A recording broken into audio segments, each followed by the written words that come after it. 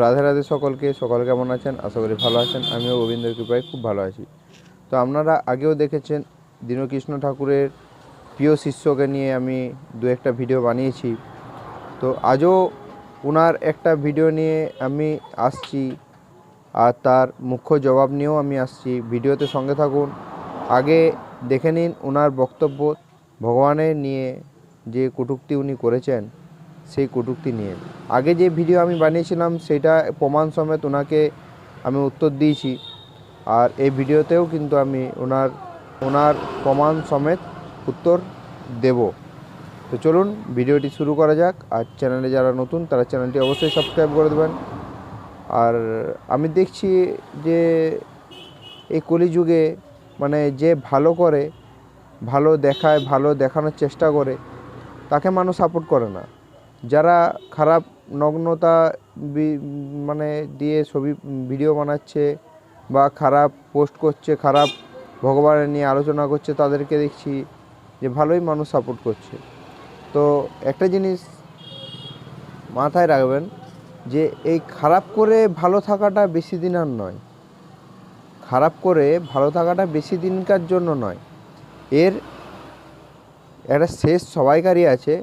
তবে এখন যারা ভাবছে যে খারাপ করে আমার ভালো হয়ে যাচ্ছে, তাদের বিনাশ তো আছেই, সেটা ভগবান যুগে যুগে অবতার হয়ে দেখিয়ে গেছেন।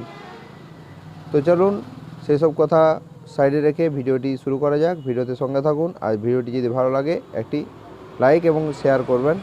আর যদি কিছু বক্তব্য কারো থাকে কমেন্টে জানাতে পারেন। রাধে রাধে। রামলালার মূর্তি চোখের পলক ফেলছেন, ভাইরাল ভিডিওতে হইচই।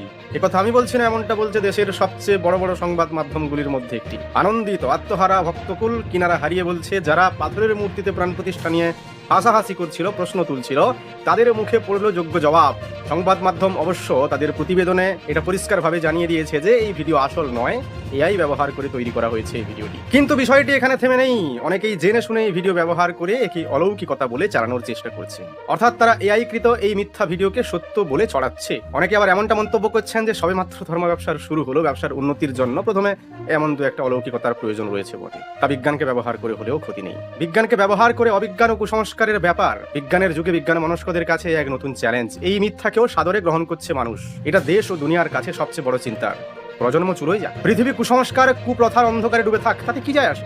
এই মিথ্যাকে কেন্দ্র করে কতিপয় মানুষের ধর্ম ব্যবসা উতরে যাচ্ছে, এতেই তারা তো সন্তুষ্ট। আপনারা ভিডিওটি দেখলেন, দেখে আপনাদের বক্তব্য মন্তব্য আপনারা কমেন্টে করুন। এর পরিপ্রেক্ষিতে আমি একটা ঠাকুর রামকৃষ্ণদেবের কথা বলি। তো একবার এক ভক্ত মানে রামকৃষ্ণদেবের কাছে গিয়ে বলছে, এ ঠাকুর, মা কি সত্যিই তোমার হাতে খায়? মানে সেই লোকটি সন্দেহ ছিল, মা তো মূর্তি কি করে খাবে। তখন বলছে, হ্যাঁ রে বেটা, খায়। দেখো আমি তো দেখতে পাইনি। তখন রামকৃষ্ণদেব তাকে নিয়ে যায়। আর আগেকার দিনে জল রাখার জন্য ওই এখনও আছে ওই কামার পুকুরে বড় বড় বান, যেগুলোতে জল রাখা হয়। তো সেই বানের কাছে ওনাকে নিয়ে যেয়ে ঘাটটা ধরে সেই জলের মধ্যে তার মুখটাকে ডুবিয়ে দিয়েছে। তো নিঃশ্বাস নিতে না পারার জন্য ছটপট ছটপট ছটপট ছটপট করছে ছেলে। তখন তাকে উঠিয়েছে, আবার ডুবিয়েছে। তো আবার সে আটুপাটু আটুপাটু আটুপাটু করছে। তখন তাকে তুলেছে, বলছে, কিরে বেটা, কীরকম লাগছে?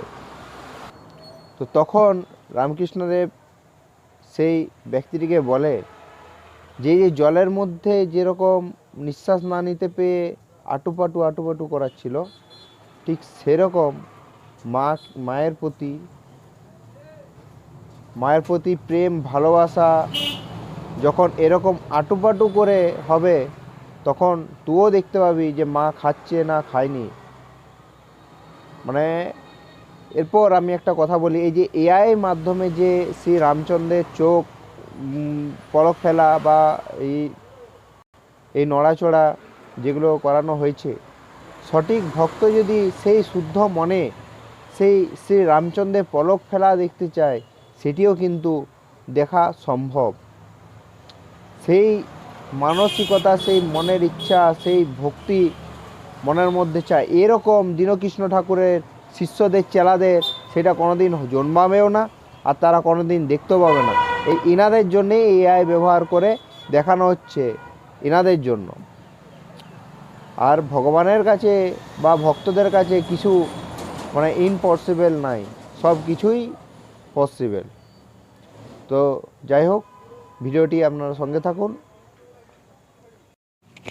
অরুণ যোগীরাজ, এই যে স্ক্রিনে যাকে দেখছেন, উনি যখন প্রাণ প্রতিষ্ঠা হওয়ার পর যখন শ্রী রামচন্দ্র প্রভুকে দর্শন করতে যান, তখন উনি নিজেই মানে বিশ্বাস করতে পারছিলেন না যে এটাই কি সেই রামচন্দ্রের মূর্তি যেটা উনি বানিয়েছিলেন।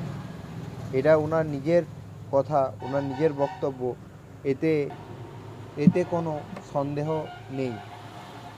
তো যিনি বানিয়েছেন তিনিই চিনতে পারছিলেন না যে ওটা সত্যিই সেইটা কিনা, সেই বিগ্রহটি কিনা।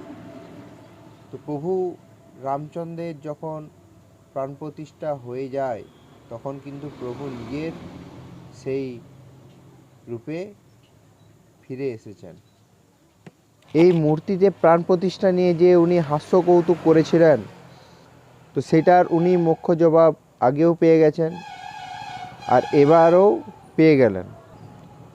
এভাবে মানুষের পেছনে কাঠি করে কদিন চলবে?